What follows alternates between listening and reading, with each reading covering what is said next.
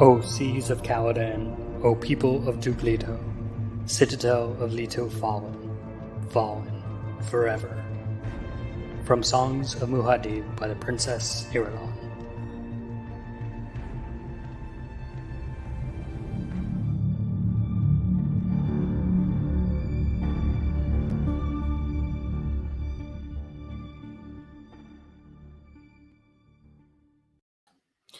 Welcome to Reading Dune, a podcast where we read Dune by Frank Herbert and talk about it. If you're a Fremen or a first-time reader, this podcast is for you. My name is Caleb Pauls. And I'm Evan Diaz. And together, we're going to read some Dune. Yeah, we are. Hi, Evan. How are you doing today? I'm doing pretty good. Hey! For those of you watching live on YouTube or YouTube afterwards, Evan and I are in the same room for the first time. Look at this. What he's doing is he's putting his hand through I'm touching his face with my physical hand. I don't waste moisture yet. No need to do that. Okay. So Evan, we are on the last chapter of book one, Dune. Book one. So this kind of ends our little Arrakeen trip, or at least the city Arrakeen. Right. We're about to enter the whole planet of Arrakis. Ooh. Can't wait. All right. So this chapter starts with Paul and Jessica. We meet up with them. So where we last left off with Paul and Jessica, right? Yeah. Paul and Jessica, for just a quick review, they get drugged, and then they get taken on the ornithopter, and then Paul uses his voice and gets it just right. Just right. Where they unleash Jessica, and Jessica is awesome. And then Paul and Jessica kill those two people, and they realize that there's a bag that Yui had kind of done this, and they grab the bag. Right. Jessica, and I think Paul is looking out one way. Jessica turns and sees this ornithopter coming in after them. Yells, run! Right? It's this moment. We don't know who's there. So Paul looks back to see the thopter skidding across the sand ridge towards them, with Duncan, Idaho, hanging out the side, telling them to hurry, and that there's a worm coming. They can see the worm sign. This is this cresting ridge of this worm. Bump, bump, bump, bump, bump, bump, bump, bump. Oh. So they jump in the ornithopter. And then Idaho takes them to a rock outcropping where they put up their still tent, which they found in the bag. It was in the Frem kit there. Yeah. So they put up their still tent, and then Idaho takes off to go find Kynes. Yes. Because, and he leaving Paul and Jessica alone in the still tent, hiding from the world. Chilling. In the middle of the night. And Paul is going to have a mental breakdown. Yeah, that's one way of putting it. And that's where we enter this chapter. Paul felt that his past, every experience before this night, had become sand curling in an hourglass. He sat near his mother, hugging his knees within the small fabric and plastic hutment, a still tent, that had come like the Fremen clothing they now wore from the pack that was left in the ornithopter. Hutment. The hutment. The hutment. That's a word. That's your word for you. So there's this picture of they're in this still tent in the night, to where even when Jessica looks at Paul, she just sees a silhouette behind the stars, and he's hugging his knees. Yeah. Having this experience. Emo Paul. He's sitting there just thinking, I'm just a kid and life is a nightmare. Okay. So that's exactly what's happening here. All of his past, he's starting to see it, and it's like, I get this picture of this giant hourglass, and he's in it, right, going around and around and around, being pulled to someplace else. And then this is where they're starting to kind of decompress. I mean, it's been a wild ride the last, like everything is falling apart. They know pretty much certainly that Duke Leto is dead. The Empire, their citadel has fallen. Everything they've worked for is now gone. And they're kind of in this moment that will shape them forever and the rest of the Imperium. Right. Okay. How long has it been since they just like sat down? You know what I mean? Just like sat there. Probably the dinner. Right. The dinner was the last time they. Even then, there was like so much calculations. Like there's so much going on, and like the weird politics and mincing of words. Like this is the first time they've gotten to just like sit and wait for something. You know? Yeah. Yes. Yeah, I don't know. When was the last time they slept? Good question. I mean, right. Actually slept. Actually, like rested. Yeah. And here they are in this like, I don't know, this moment. Jessica's going through something. Right. Paul is going through something. And Paul is realizing something about his awareness that let's just see. It's like there's an inflow of data that never stops. Yeah. Everything. He's like his brain is constantly turned on. This data point, from the sound to how much they weigh to what's everything that's happening. Bugs on the tent. If there is bugs out there, right? Probably they're probably bugs. There were bugs. He said there was. He was noticing the progress of an insect. Yes. Yeah. Something had happened to his awareness this night. He saw the sharpened clarity, every circumstance and occurrence around him. He felt unable to stop the inflow of data or the cold precision with which each new item was added to his knowledge, and the computation was centered in his awareness. It was Mentat power and more. Ooh. Because the Mentat is like a human computer, right? There's no emotions. It's all data points and calculations and endpoints and variables and everything added up together. And so he's having a moment like that. This is kind of the only way he can kind of describe what's happening. So now Jessica is starting to figure out what's happening. And she realizes that Yui has been the traitor. Right. Something Paul knew a long time ago. Yeah. Right? And so now we have Yui's note that was hidden in the Frem kit, which we knew from when we saw Yui's point of view. He like rushed to get this note here. So this is what the note says. Do not try to forgive me, Yui had written. I do not want your forgiveness. I already have enough burdens. What I have done was done without malice or hope of another's understanding. It was my own Tahati Alburnum, my ultimate test. I give you the Atreides ducal signet as a token that I write truly. By this time you read it, Duke Leto will be dead. Take consolation from my assurance that he did not die alone, that one we hate above all others died with him. Bum, bum, bum. We wish. It had not been addressed or signed, but there was no mistaking the familiar scrawl of Yui's. Remembering the letter, Paul re-experienced the distress of that moment. A thing sharp and strange that seemed to happen outside of his new mental alertness. He had read that his father was dead, known the truth of the words, but had felt them as no more than another datum to be entered in his mind and used. Gosh. He can't feel. Right. That must be crazy. He says, I love my father, Paul thought. And he knew this to be true.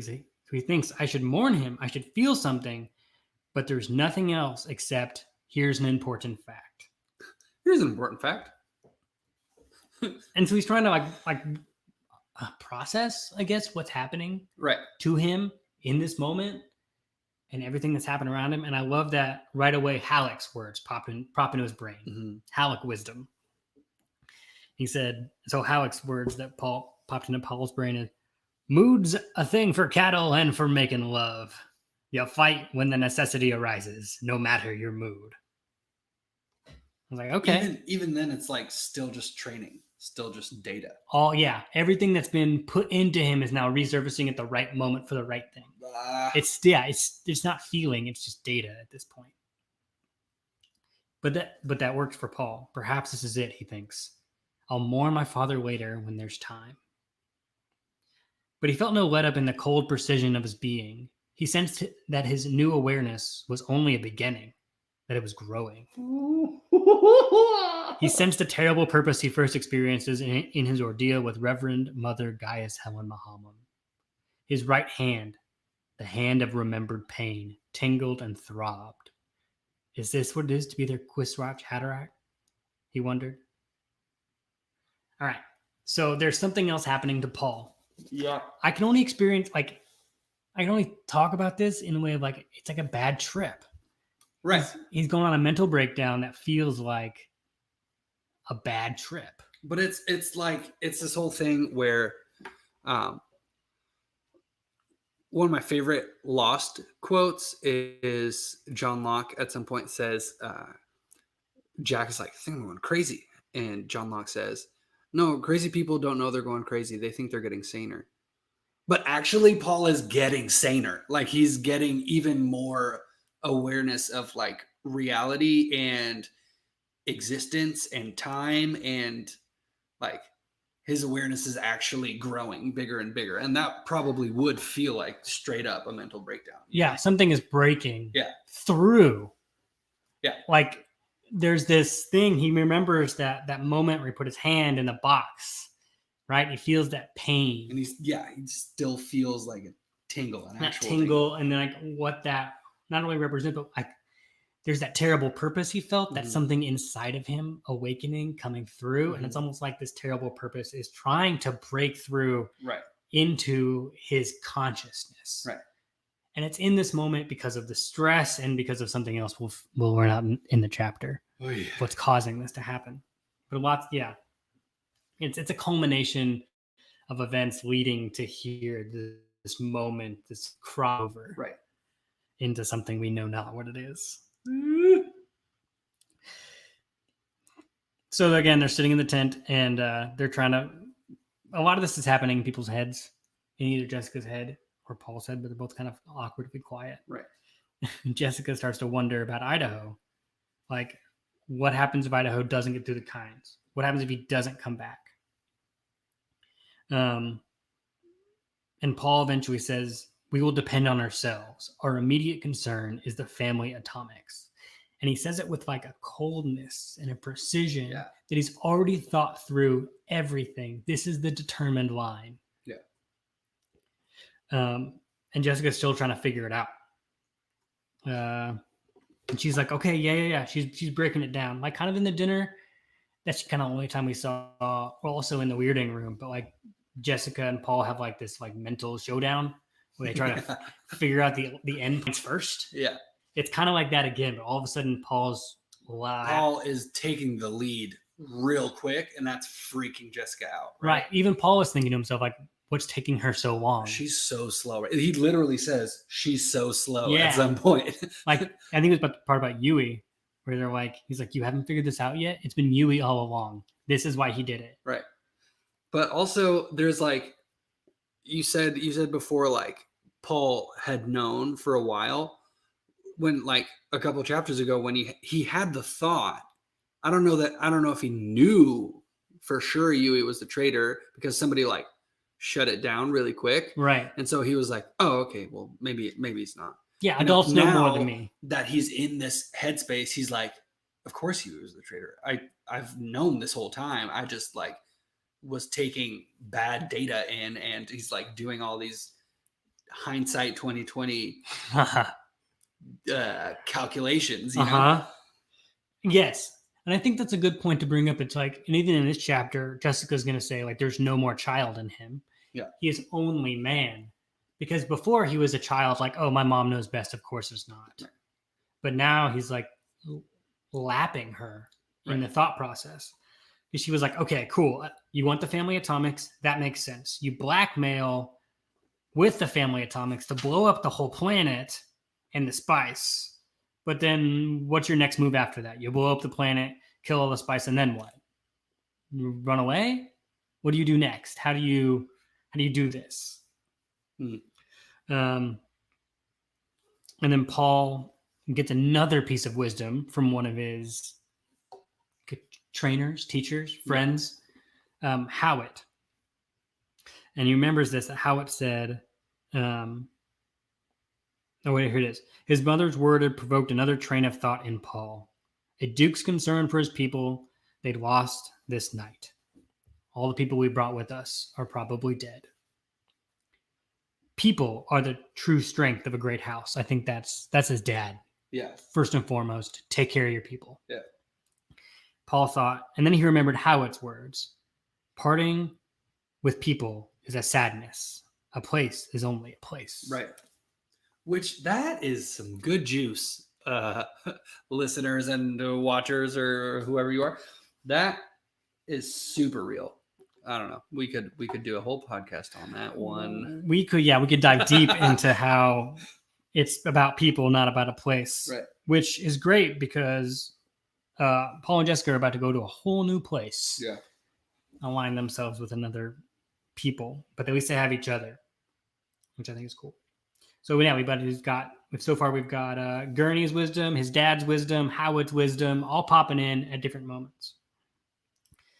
Then Jessica again is starting to putting it together. Holy cow, they're using Sardaukar. Like, how did they do this? And then Paul says, they think to catch us between the desert and the Sardaukar. They intend there to be no Atreides survivors. Total extermination. They do not count on any of our people escaping. Jessica, they cannot go on the indefinitely risking exposure of the Emperor's part in this, because if the Lanzarad knows that the Emperor is involved, they will rebel against him. And the only reason they don't gain forces because he has the Sardaukar. And if they realize that the Emperor is using his elite battle squad on them, they won't do anything. Right. But if they knew, they would rise up against him. So the Emperor can't know that Sardaukar are being used. And then Paul's like, well, why can't they use the Sardaukar? I don't get it. And Jessica's like, some of our people are bound to escape. And Paul's like, are they bound to escape? Yeah. Like, come on. Who owns the skies? He's like, Mom, catch up. Right. Like, he's literally like, when I read it, I was like, they can't go on indefinitely risking exposure of the Emperor's part in this. Like, can't they? Why not? Well, some of our people are bound to escape. Are they? Catch up. Get on my level because you're not there and I need you to get there. My literal survival depends on you right now, so I need you to catch up. And then she's trying to put all these things together, and the grief it starts to hit her in waves about losing the Duke, losing the love of her life. And she thinks that a quote pops in her head, that there's a time to love and a time to grieve. She puts her hand on her abdomen, awareness focused on the embryo living in there. She thinks, I have the Atreides daughter. I was ordered to produce by the Reverend Mother. Was wrong. A daughter wouldn't have saved my Leto. This child is only life reaching for the future in the midst of death. I conceived out of instinct and not out of obedience.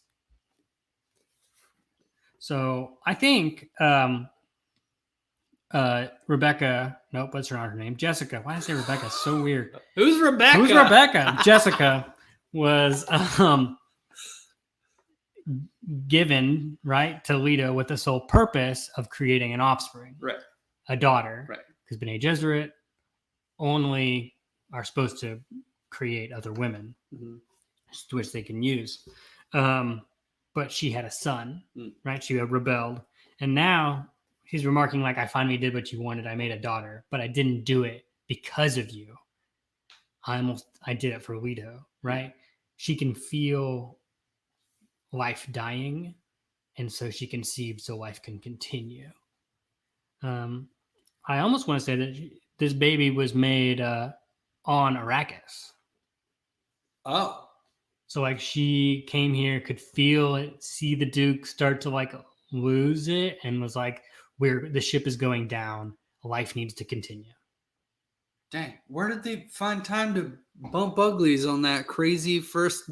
They weren't sleeping. 4 days. They weren't sleeping. Lita just popped some anti-fatigue pills and said, "Let's go." I'm stressed, babe. Come on. Let's relieve this pressure. Or maybe it's her seducing him. Like she walks in the room. Hey, by the way, we're going at it, and then she leaves, and he continues fretting. She's like, "Okay, work done." Or she's like sees him stressed out, and she uses the voice, "Take me." Yeah. Well, and yeah, there's something inside of her that life is coming forth through her. Yeah. Right. Anyway. Paul says, try the communicate receiver again. Try the radio. Right? Again, they're kind of sitting in silence trying to like figure all this out. So he's like, turn on the radio. Jessica found the tiny receiver Idaho had left for them, flipped its switch. A green light flowed on the instrument's face. Teeny screeching came from the speaker. She reduced the volume, hunted across the bands. A voice speaking. Atreides battle language came into the tent. Back and regroup at the ridge. Fedor reports no survivors in Carthag, and the guild bank has been sacked. Carthag, Jessica thought.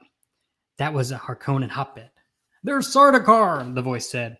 Watch out for Sardaukar in Atreides uniforms. There. A roaring filled the speaker, then silence. Paul, try the other bands. Jessica, do you realize what this means? And then Paul goes, I expected it. They want the guild to blame us for the destruction of their bank. With the guild against us, we're trapped on Arrakeen. Try the other bands. He's like, Mom, catch up. They're trying to frame us. They want us all dead. They want to keep us here. No one is getting off the planet. Oh my gosh, this is such a weird moment, like for Jessica and for us as the reader. We're like, what is happening to Paul right now? Paul is having a mental breakdown. He is ballsy, and he's like so sure of himself all of a sudden, you know. There was no mistaking the victorious exaltation, I think that's the word, in the Harkonnen gibberish that poured from the other bands. Harkonnens don't use real words, they use gibberish. They're mean and talk gibberish. There wasn't enough of it for Jessica to register or break the language, but the tone was obvious. Harkonnen victory. Paul shook the pack beside him, hearing the 2 liter johns of water gurgle there. He took a deep breath, looked through the transparent end of the tent at the rock escarpment outlined against the stars. His hand felt the sphincter feel of the tent's entrance. You don't want to talk about sphincter? I was just going to let it slide, but like, gross. Why you got to make it a sphincter, though? I love that that's the first word. You walk in, press a button, and you know. Nothing's getting out. Yeah. No moisture. Just keep it tight.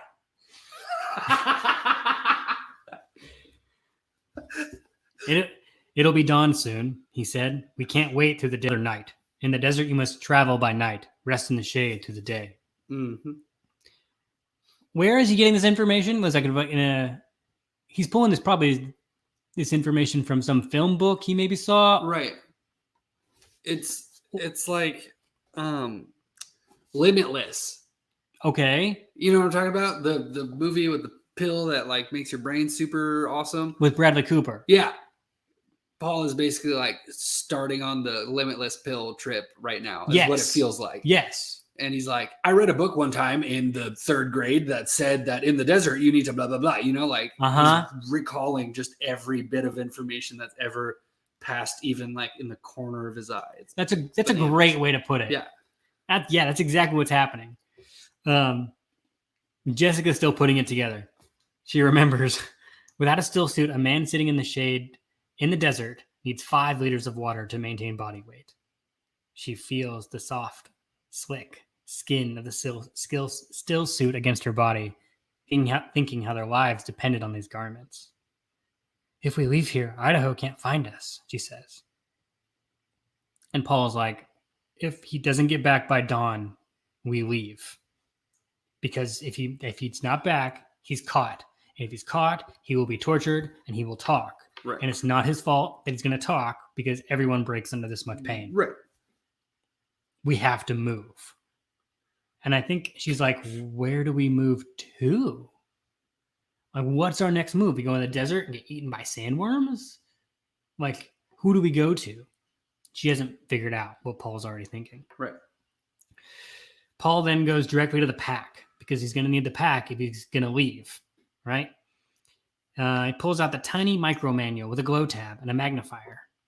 Green and orange letters leap up at him from the pages. Leader Johns, still tent, energy caps, recasts, sand snork, binoculars, still suit rep kit, Barradai pistol, sync chart, filt plugs, paracompass, maker hooks, thumpers, fremkit, fire pillar. Whoop. That's So- a lot of interesting sounding things, Caleb. Yeah, uh-huh. Now, which one do you want to know about first?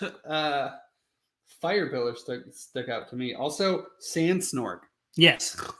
Like a snorkel. So this is not spoilers per se, it's just what this tool is for the Fremen. So you kind of just like cozy up in the sand and So okay. you'd put it with your and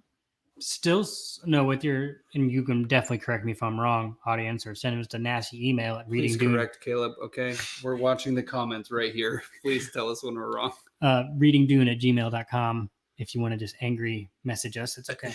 Yeah, I won't read it. We can handle it. So when you would put the snorkel in to get air, so in your still tent, when it's say like on the sand or something like Dune comes over you like when you're sleeping, you can pop up and get air. Ah, okay. Binoculars, you know what those are for? What? They're for seeing long distances. Oh, Yeah. okay. So you like put them up to your eye, and then you can see things that are far away. Wow, such technology. Yeah, I know. These What a brave man Frank Herbert was. these Fremen, they do have some interesting tech. But what's the fire pillar though? Because my context for a fire pillar is Exodus. Yeah, okay. It's probably like a flare, Oh, okay, that makes sense. right? So people could find you. Yeah. Or yeah, that's what I would think. Gotcha. And then Jessica is looking at this stuff, preparing to go. And then she says, where can we possibly go? And then Paul, in his preciseness, my father spoke of desert power. The Harkonnens can never rule this planet without it. They've never ruled this planet, nor shall they, not even when 10,000 legions of Sardaukar. Ah! Yes! Like, not even with the Emperor's entire force will they ever be able to subdue this planet. Yeah. There is an untapped resource, not just the spice, but something that can take over everything. He knows exactly what he's going to. He says, we have all the evidence in our hands, right here in this tent. The pack, its contents, the still suits. We know the guild wants a prohibitive price for weather satellites. We know that. And Jessica's like, what the hell do weather satellites have to do with any of this? She's so lost, and it's so weird to me. And Paul's just staring at her. Paul senses the hyper alertness of his mind, reading her reactions, computing every minutia, just data upon data upon data just into his brain. And he says, you see it now? Satellites watch the terrain below. And there are things in the deep desert that will not bear frequent inspection. So she says, are you suggesting that Guild controls the planet? Yeah, this is where he says it. She was so slow. And then it's no with an exclamation point. He said, the Fremen, they're paying the Guild for privacy, paying in a coin that's freely available for anyone with desert power. The spice. The spice. And then he says this, which is, I think, is even better. There is more than a second approximation answer. it's a straight line computation. Depend on it. Like this is A plus B equals C. Right. Easy. There's no like, this isn't an opinion. I'm telling you that this is what's happening. Just go with it. Like, and Jessica's only seen this in mentats before. right. So, and she knew that he was being trained for a mentat, but isn't one yet. So she's like, hey, boy, don't talk to me like this. You're my son, Paul. You're not a mentat yet. How can you be sure? And he like freaks out on her. I'll never be a mentat, he said. I'm something else. A freak. He doesn't know how to handle himself, to be honest. As he's a teenager going through a lot right now. I can imagine. And then Jessica says, Paul, how can you say such a... And he yells at her, leave me alone. He's going back and forth between like, I don't know, between like almighty being and like small emo child. Yes. I'm a freak, Mom. Leave me alone. By the way, it's a The straight... Harkonnens have... Right. Just... And almost like, can you imagine Jessica like watching this and it's literally back and forth, back and forth, Right. back and forth. And she's already like, what the hell is going on? And then this starts happening, just adds a whole other layer of what the hell is going on. He's literally going through a mental breakdown because his brain is taking in so much that he's starting to like see lines of thought and where they lead and how it works and what's going on, which is going to lead to what we're going to see here earlier or later in the chapter. Yeah. All right. And he's right. So he's screaming at her, leave me alone. And he turns away and he looks out into the night and he thinks, why can't I mourn? Like he's thinking in his brain, like, this is so weird. Why can't I grieve? And if anything, all this emotional reaction is like, you're emotionally reacting. It's just a data point. Right. You don't actually feel any emotion about it. Right. Just freaking out. Jessica has never heard such distress in her son's voice. She wants to do what any mom does. Right? And take care of her boy. But she realizes that he can only solve this. Yeah. This is just awkward. She doesn't know what to do. But if anything, she wants to kind of like see his face. So I think this is it. Nope, not yet. It comes later. Not yet. Her looking at his face. But she does open the light to go read the book because she's in this awkward moment, doesn't really know what to do. There's only one thing there in this small little tent is this little book. Right. And so she's still trying to catch up. What was he reading? What did he get out of right. this? So she hits the glow tab on the Frem Kit manual. She lifted it and glanced at the flyleaf reading, Manual of the Friendly Desert, a place full of life. Here in the Ayat and the Burnham of life, believe and Al-Lat shall never burn you. It reads like the Al-Hazir book, she thought, recalling her studies of the great secrets, in her like high school class. Has a manipulator of religions been here on Arrakis? Paul lifted the para compass from the pack, returned it, and said, think of all these special application Fremen machines. They show unrivaled sophistications. Admit it. The culture had made these things betrays depths no one suspected. Because, of course, Fremen were just the natives at this point in time. No one knew anything about it. We don't know how many they are. The Harkonnens hunted them. Right. We've never actually delved. We kind of know about their culture a little bit, but they're still savages. Right. And at least that's the assumption, right? Because that's been the assumption that I've been making. Yes. Reading through this whole time until that was kind of pointed out. I maybe got a glimpse of it when they were like, oh, Fremen still suits are like significantly better than everybody else is. But I didn't actually it didn't click in my brain like, wait, they're like hiding a lot until Paul said that exactly right there, Yes, there's a whole untapped civilization that they know nothing about.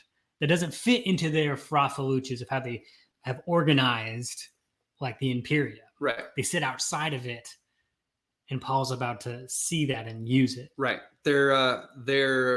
I'm on point with the nerddom analogies today. They're Wakanda. Yes. They are a hidden technological giant that nobody knows and thinks they're just like And they were hunted. flea-bitten savages. Yeah, they were hunted like savages. Yeah.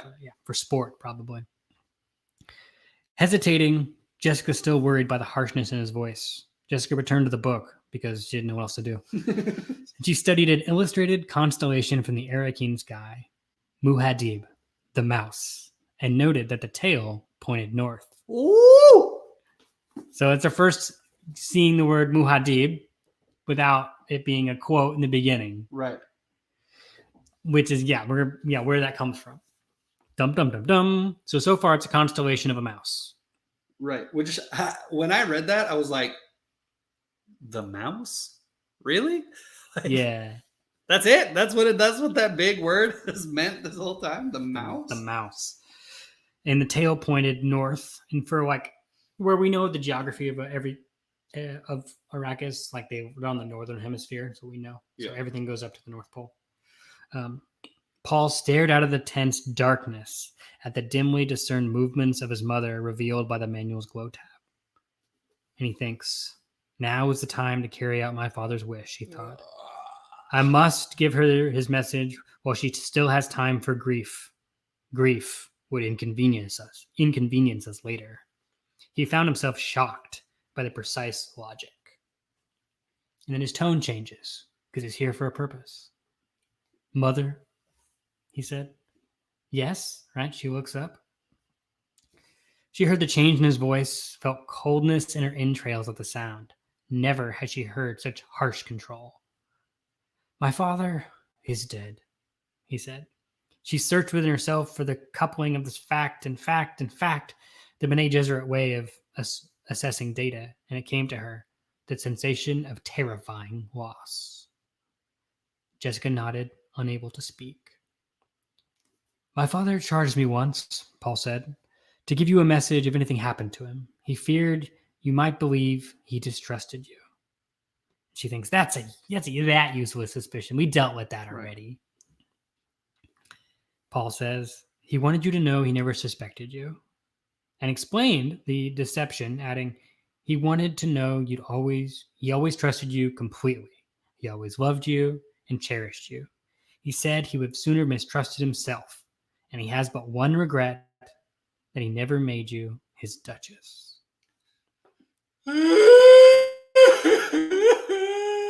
That's the sound of Evan crying. Stop, you're wasting water. Sorry. Oh, sorry. She brushed the tears coursing down her cheeks and thought, what a stupid waste of a body's water. And that's her first Arrakeen thought as being a person of Arrakis. Yeah. When I read that, I was like, but wait, there's something really beautiful about that. It's like, it's a waste of such a precious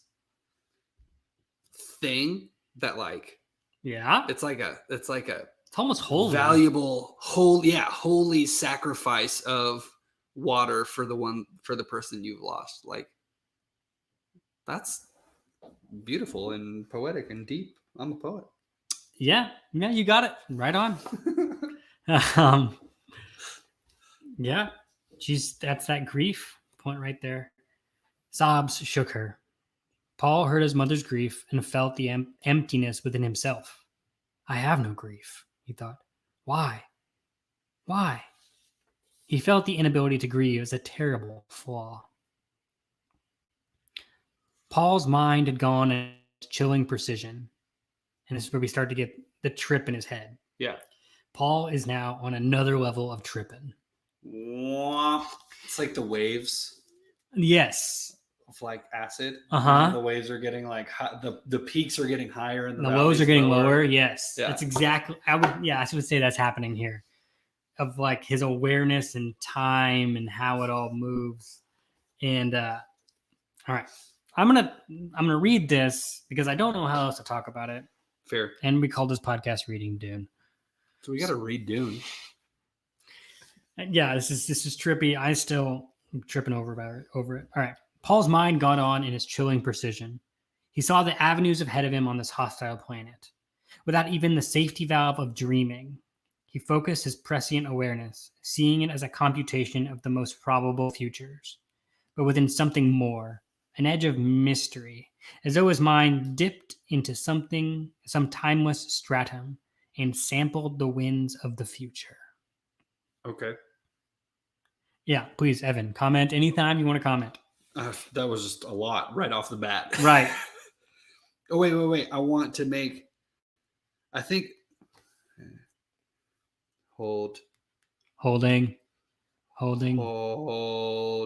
Yes, I want to make a point of where we just started reading. For if you're like holding your book in front of you, which is a possibility, just mark like the beginning of that paragraph. All right, we're on page 314 in the new edition. Yeah. Right at the top of the page. Abruptly, as though he'd found a necessary key, Paul's mind climbed another notch in awareness. He felt himself clinging to this new level, clutching at a precarious hold and peering about. It was as though he existed within a globe, with avenues radiating away in all directions, yet this only approximated the sensation. So, like, I felt like that last line, yet this only approximated the sensation, is like Frank trying to say, like, that's like the best I can describe it, you guys. Like, that's as close as I can get with my words to explaining what's happening to Paul right now. Yeah. You know? Without like seeing it, feeling it, being there. Right. Yeah. Yes. I was like, what's and so what's Paul's happening is like he's the straight line of computations are now pointing to the future, and then he went to another line like, holy crap, we can see the future, and then it's going up into this thing, and it's just like infinity around him of all the possibilities. Anyway, keep going. He remembered once seeing a gauze kerchief, blowing in the wind, and now he sensed the future, as though it twisted across some surface as undulant and impermanent at that of the wind-blown kerchief. He saw people, felt the heat and cold of uncounted probabilities. He knew names and places, experienced emotions without number, reviewed data of innumerable unexplored crannies. There was time to probe and test and taste, but no time to shape. The thing was a spectrum of possibilities, from the most remote past to the remote future. So he's going backward and forward in time. Right. He saw his own death in countless ways. Oh my gosh. He saw new planets, new cultures, people. He saw them in such swarms they could not be listed, yet his mind, ding, ding, ding, ding, ding, cataloged all of them. Kind of like Professor X when he gets into Cerebro, and it's just like the flood of people. Yeah, but also the future and the past. At the same time. Okay. Wow. And he even sees the guildsman. So he wanted to see what a guild navigator looked like way back when. Now he gets it. Yeah. And he thought, the guild, right? That's on his side, his rabbit trails in his head. The guild, that's weird. I could fit in there. Like that'd be a way for us. My strangeness would be accepted as a familiar thing of high value. Always with an assured supply of the now necessary spice. So he realizes spice is definitely involved in this trip. But the idea of living outside, the idea of living out his life in the mind groping ahead through possibilities, futures that guided hurtling spaceships appalled him. It was a way, though, like one path. In a meeting of the possible future that contains guildsmen, he recognized his own strangeness. I have another sight. I see another kind of terrain, the available paths. Gosh. The awareness conveyed both reassurance and alarm. So many places on that other kind of terrain dipped and turned out of sight. Okay, here's where we were looking at the top, where I told you to mark. Now read the next little paragraph. As swiftly as it had come, the sensation slipped away from him, and he realized the entire experience had taken the space of a heartbeat. What? Yeah, all of that. Boop, boop. It literally just like came out of time, experienced all of that. You know, it's like when Gandalf is talking about his time between like his fight with the Balrog and coming back. Right. It's like Flip. every second was like a lifetime of the earth. He just had that like a glimpse of that moment. Or when Doctor Strange gets kicked into the new realms and he goes through all of those things. Ding, Right. ding, ding, ding, ding, but it was like, boom. Dude, Doctor Strange is another good analogy because like seeing the avenues. Yes. When the bald lady, what the heck's her name? Uh-huh. You know what I'm talking about. Yeah. Listeners, you guys know who I'm talking about, hopefully. Bruce Banner is there trying to get the time stone from her in the past. Right. And she goes and she like shows Him the like, line. the line of that. That's what I was picturing as like the avenues, the Yeah. different paths, you know? Yes. I think both Doctor Strange in this book were probably had some acid involved in it. It's the only way I can Right. explain what's happening right now. Yes, this is this thing that's happening to him. It's just, yeah. It's just crazy to me that this one peak of this experience that he's having happened within a boop boop of his heart, you know? And that he's so aware that he was then aware of how quickly It all all of happened. that experience happened. Yes. And then it's Data just rushes through again. Just everything, to the night, to his mother's grieving, to the sound of probably her heartbeat, right? And and everything was around him, but he also felt empty at the same time. This was hard for him to kind of like understand what is going on. He recorded the minuscule shadings of the differences around him, a slight change in moisture, a fractional fall in temperature, the progress of an insect, there was the insect, across the still suit roof, the solemn approach of dawn in the starlight patch of sky. He could see out of the tense, transparent end. The emptiness was unbearable. Knowing how the clockwork had been set in motion made no difference. So now he like knows how it happened. Yeah, he knows how it happened. He saw in his trip here, he both saw the past and the future at the same time. Right. And saw like how he got led to this point. Right. And so this like mysterious thing that was just like happening to him, he's like, oh, I know exactly why it's happening, what made it happen, what, you know, like every aspect of it. Yes. It was the training, the sharpening of the talents, his refined pressures of sophisticated disciplines, even the exposure to the OC Bible at a critical moment, him leaving his homeworld. And lastly, the heavy intake of spice. The spice. You know what's crazy is I don't think he's even had that much spice yet. He's just breathing it in. He's breathing it in. That's all it took. It was in some of the food too, though, right? They talked Uh-huh. about at the dinner there was like spiced coffee and Right. Yeah. But at the dinner they like, had a special meal from Caladan without spice in it, and everybody else was like, "Oh, this is without spice. This is very different. There was no cinnamon hint in this at all." Yeah. So I don't know how much spice he had at this point.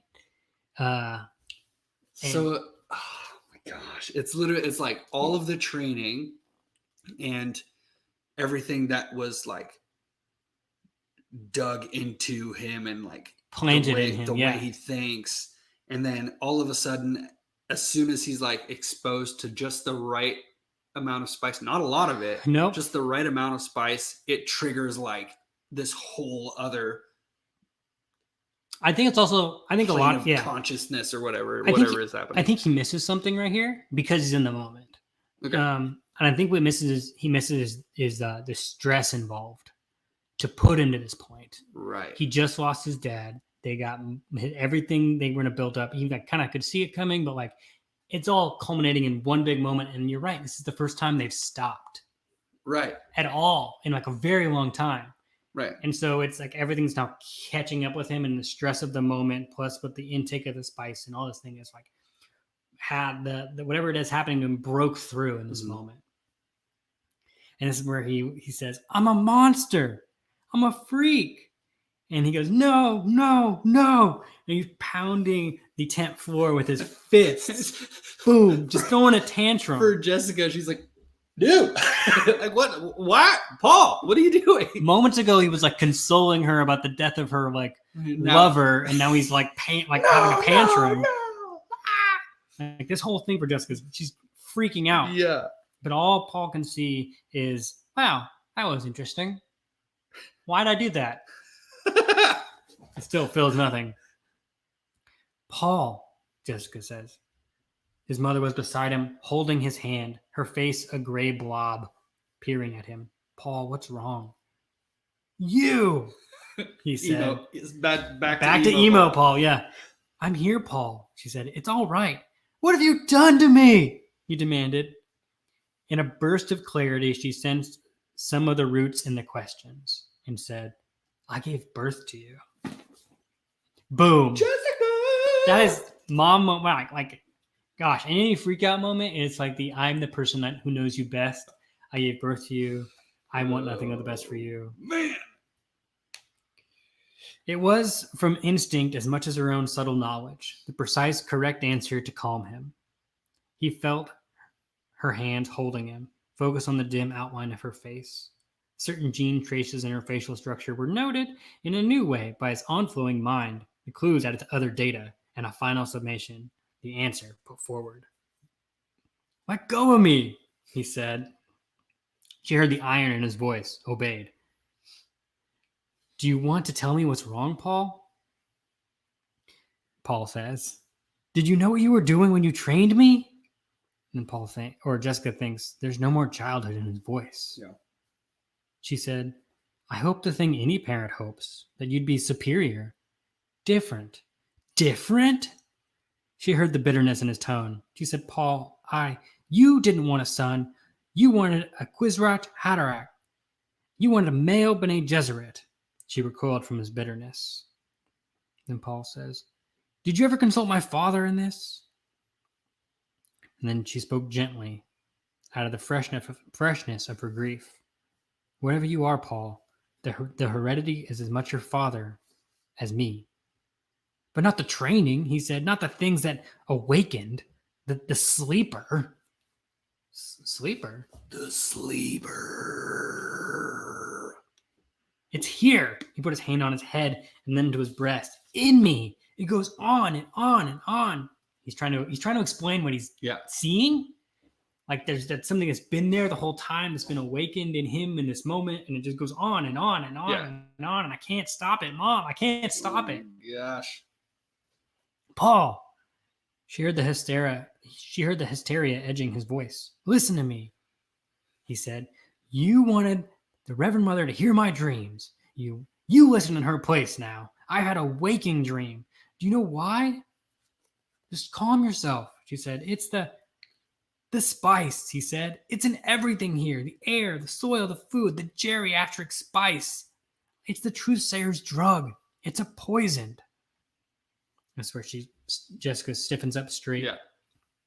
A poison so subtle, so insidious, so irreversible, it won't even kill you unless you stop taking it. We can't leave Arrakis unless we take part of Arrakis with us. The terrifying presence of his voice brooked no dispute. Okay. So back to chapter 1. Yes. With the Reverend Mother. Uh-huh. She was talking about the possibility of someone.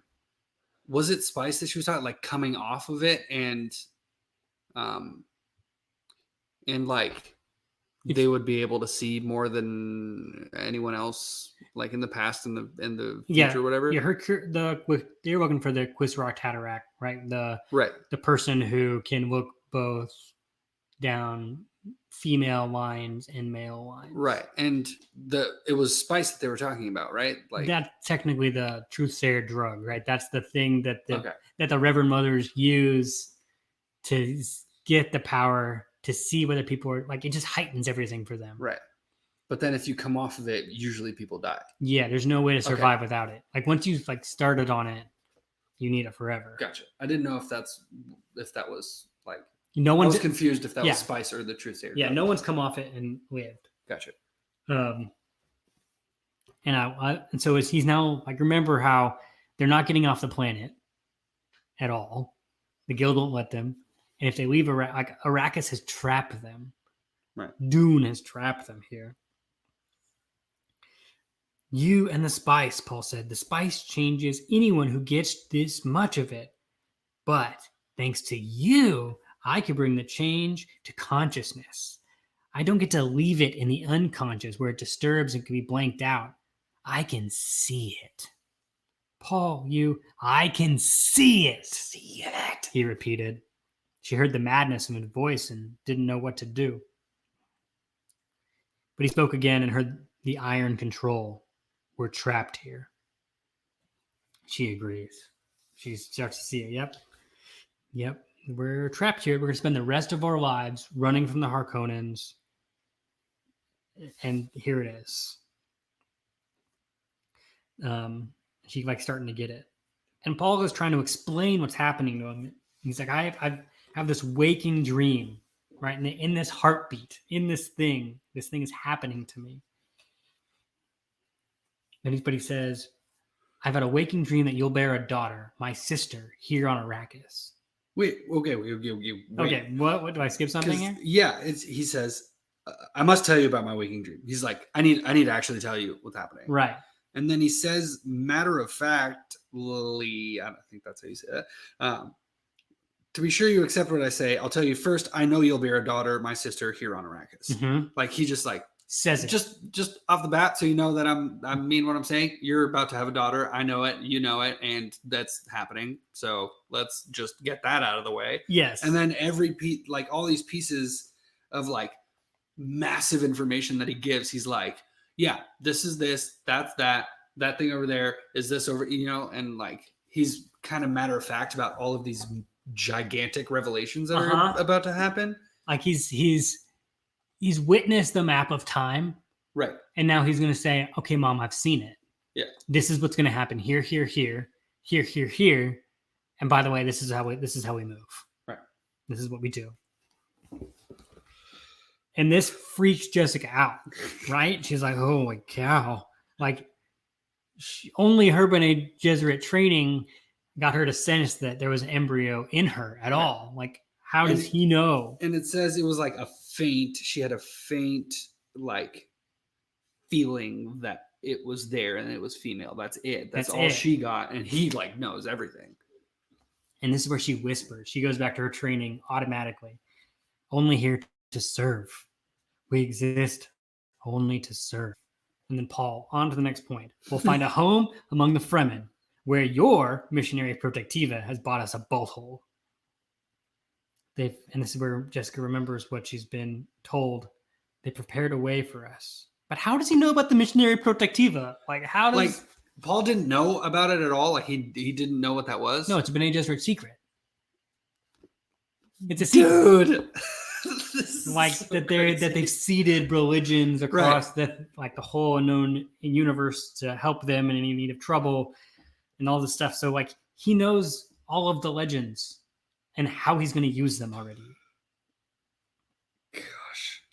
But also, oh my gosh, this is tripping me out because he knows all of the legends, but he's also becoming the embodiment of the main kind of legend that they were planting. He's becoming the actual thing that they were Is he fulfilling prophecy? Is he making prophecy? Is he becoming prophecy? All at the same time. It's just so nuts. Okay. Here it is. Yes. How does he know about this? She starts to freak out about seeing at this point the overpowering strangeness in Paul, but he just studies her dark shadow because there are no lights yet. It's just a shadow of her. He's just staring her down, saying this crazy stuff. Yes. A beginning of compassion for her crept over him. She has no idea what's happening. I thought you were my mom, that you could have it happen, but no, you had no clue. There are things that can happen here I cannot begin to tell you, he said. This sense of the future, I seem to have no control over it. The thing just happens. The immediate future, say a year. I can see some of that, like a road as broad as our central avenue on Caladan. Some places I don't see, shadowed places, as though it went behind a hill And again, he thought of the surface of the blowing kerchief. And there are branches. Like, I'm trying to explain what this looks like to you. Like, I can see the future, but like sometimes it dips down and there's a hill I don't see at all. Right. But I come back up on the other end. I don't know what happens in that time, but yeah, we can see where all of this goes. He fell silent as the memory of seeing filled him. No prescient dream, no experience of his life had quite prepared him for the totality which with the veil had been ripped away to reveal naked time. Recalling the experience, he recognized his own terrible purpose, the pressure of his life spreading outward like an expanding bubble and time retreating before it. Oh my God. Like he is this thing that time fears, almost. Jessica then finds the globe tab, wanting to see Paul, activates it. A dim light drove back the shadows, and you see Paul's face, his eyes, the inward stare. She knew where she had seen it before, pictured in the records of disasters, on the faces of children who experienced starvation or terrible injury. The eyes were like pits, mouths a straight line, cheeks inward. It looks of terrible awareness, she thought, of someone forced the knowledge of their own mortality. Right, own mortality. Paul has seen himself die multiple times. And He knows how it ends. He's basically seen every way it possibly ends. And Jessica gets furious at this because you've broken the innocence of her child. So the first thing she does is blame like the Harkonnens, right? Like, how do we do this? Is there a way to evade the Harkonnens? Like, how do we? What is this? Yeah, we can evade the Harkonnens. We can figure this out. Right. You've seen the past. Yes. The Harkonnens, he sneered. Put those twisted humans out of your mind. He stared at his mother, studying the lines of her face in the light of the glow tab. The lines betrayed her. She said, "You shouldn't refer to people as humans without..." "Don't be so sure you know where to draw the line," Paul said. "We carry our past with us. And, mother mine, there's a thing you don't know, or should. We are Harkonnens." Bum, bum, bum, bum. This is where her mind just blanks. Like, wait, what? Everything we've all, like, our mortal enemies. We are our mortal enemies in that moment. Oh my gosh. Which then just like, what is a mortal enemy? Uh-huh. You know, it just like the whole thing that Frank's been building up this whole time just like starts to crumble. It's like, it's even bigger than that. Yeah, the bad guys aren't the bad guys. We are all bad guys. We're the bad guys. Yeah, everyone is bad. Uh-huh. And the people you call evil, we are those people as well. Right. Mm-hmm. Oh my This is where he says very frankly, get it? Frankly. Ah! When next you find a mirror, study your face and study mine now. The traces are there if you don't blind yourself. Look at my hands, set in my bones. And if none of this convinces you, then take my word for it. I've walked the future. I've looked at the record. I've seen a place. I have all the data. We're Harkonnens. So she tries to rationalize, right? Maybe some distant cousin, maybe not, definitely not. We're definitely not related to the Baron, right?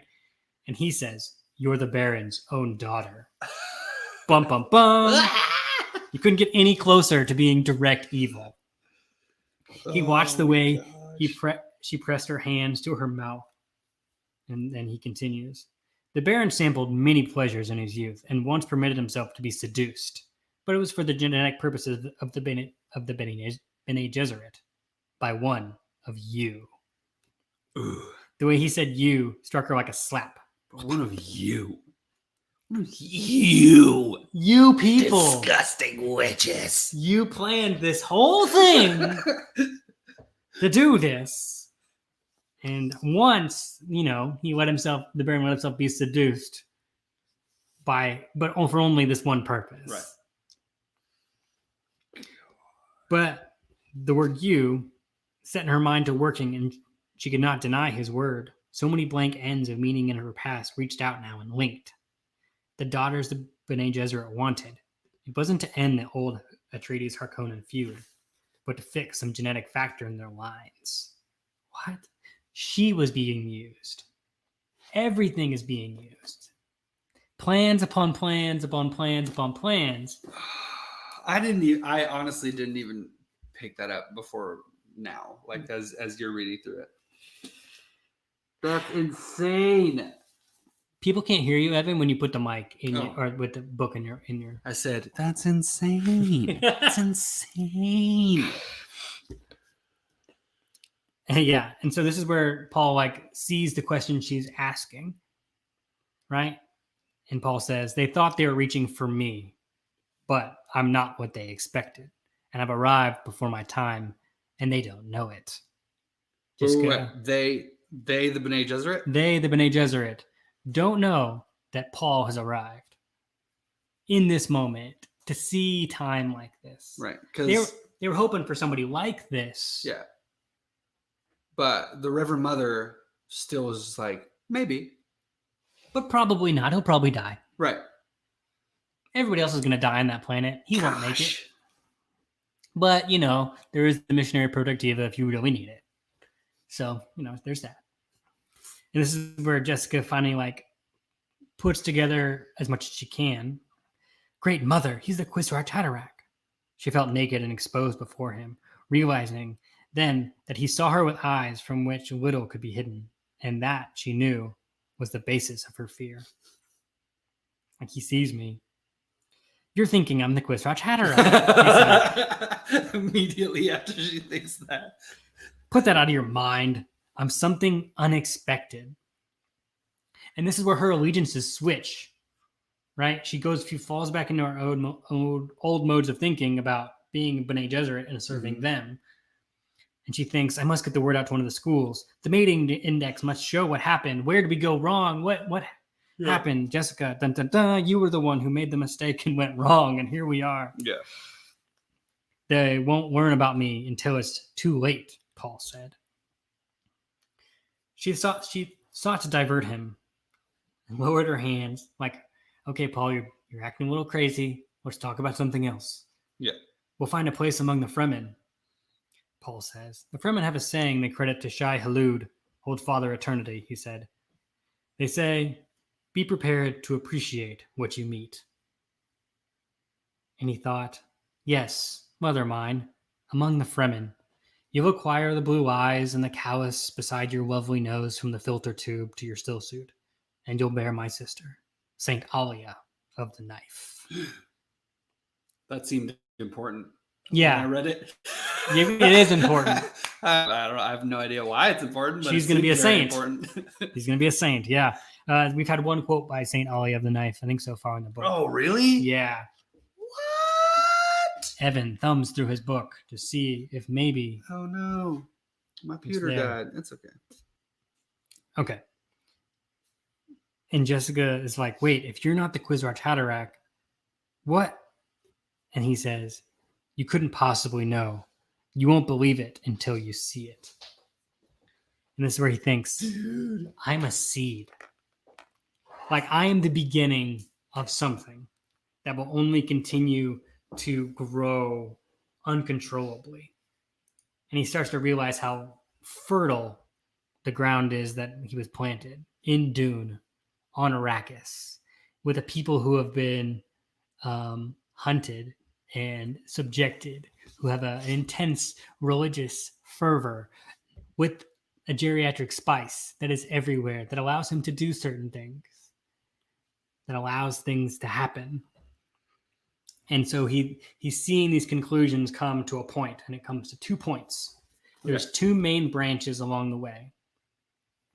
And one, he confronted an old baron and says, hello, grandfather. But the thought of that path and what lay on it sickened him. So that's the what he saw on that. He was like, I can't do that. But that's one ending of this whole situation, where he says, hello, grandfather. The other path held long patches of gray obscurity, except for peaks of violence. He had seen a warrior religion there, a fire spreading across the universe with the Atreides green and black banner, waving at the head of fanatic legions, drunk on spice liquor. Gurney Halleck and others of his father's men A pitiful few were among them, all marked by the hawk symbol from the shrine of his father's skull. I can't go that way, he muttered. That's the way the old witches of your school really want. He's saying this all out loud. I think he's like just tripping at this point. Like he's reached the conclusion of his trip to the end of time to see where all of this leads. Like literally, what was the last thing that he said? You couldn't possibly know. You won't believe it until you see it. I can't go that way. Yeah. She's like, Paul, I don't understand you. Like, what is happening right now? Yes. And then he remained silent, just sitting there, thinking. Like a seed he was. With this race consciousness he experienced first his terrible purpose. He found it was no longer that he could hate the Bene Gesserit, or the Emperor, or even Harkonnens. They are all caught up in the need of their race to renew its scattered inheritance, to cross and mingle and infuse their bloodlines in a great new pool of genes. And the race knew only one way to be sure of this. The ancient way. The tried and certain way that rolled over everything in its path. Jihad. That's where he thinks, surely, I can't go that way. Right. If I go that way, he thinks, this is me, Caleb, saying my thought here, not Paul in the book. Right. But like, if I do it this way, I'm just like everybody else. Right. This is the way it's always been done. This is the way that Genghis Khan did it. Right. Rolled over people. Same way Alexander the Great did it. Rolled over people. This is the way that, let's just say, the Christians in the Crusades did it. Just rolled over people. Right.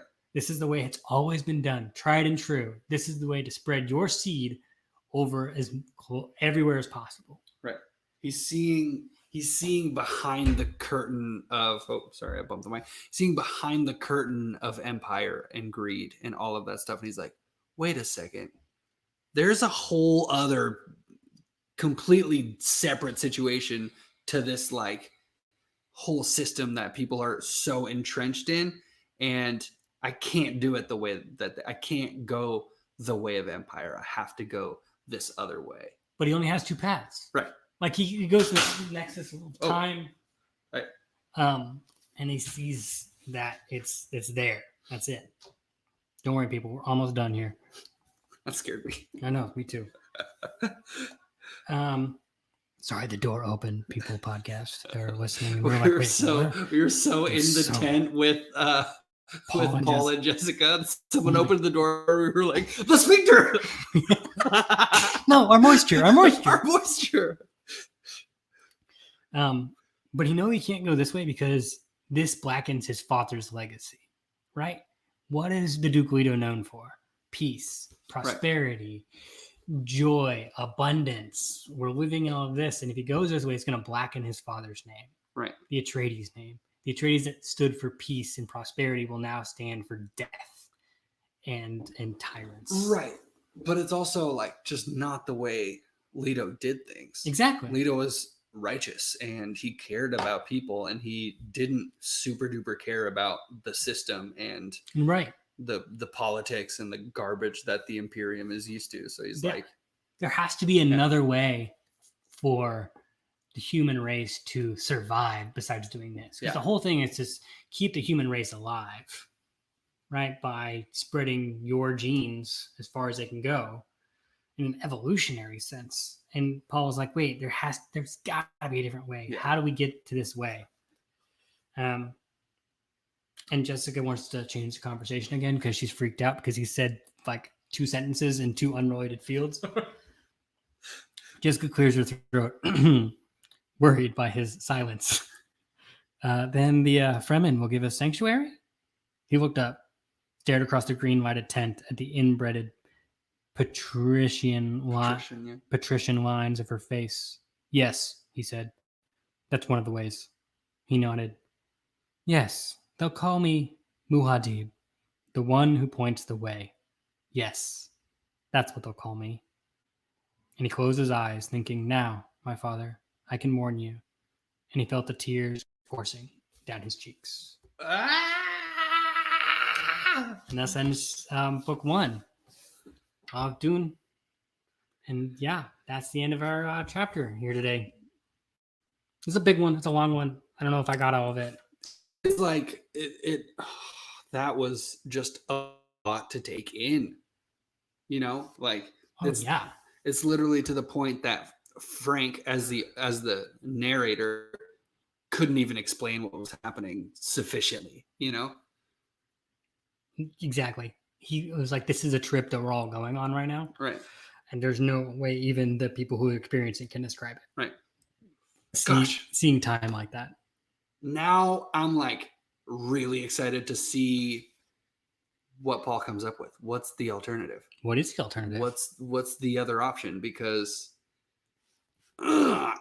Caleb knows this, but like I'm like in my life, in my own stuff, my own Stuff. faith, spiritual stuff that's happening in my life. I'm learning a lot from just the concept of the desert, and like that thing that we just talked about is so massive. Like, are you going to choose this like empire thing, or are you going to find another way that is better, is just like different and better, and just like there's like, that's the whole jar of good juice right there, is like in that thought of like, will you choose power and greed and like violence, or will you choose something else?